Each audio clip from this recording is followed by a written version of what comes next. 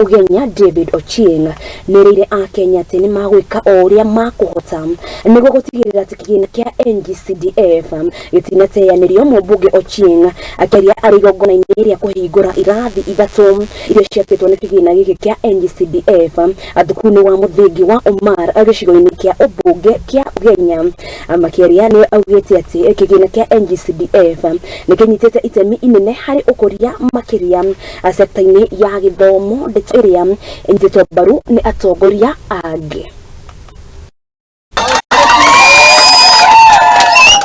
Asante sasa shika upande moja director na director mwingine shika upande mwingine. Hivyo. Alafu sasa CDF has done so much that were we not having CDF, I don't know how our schools will look like.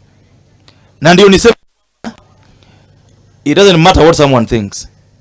The Ng-Cdf is here to stay. And myself as a lawyer, I can tell you that the judiciary can do what they want to do. The NGOs can do what they're going to do.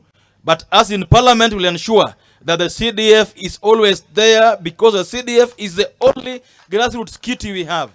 It's only grassroots money that wananchi feels. Wezi kugharamia masomo, wasikose masomo. Kwa hivyo ni hazina ambayo tunafaa kuiunga mkono, na nikisikia kwamba kuna watu wengine wanaenda mahakamani kusema hii national government CDF haifai kuweko, mimi nashangaa sana. Wananchi, mnataka CDF iendelee au isiendelee? Nataka iendelee.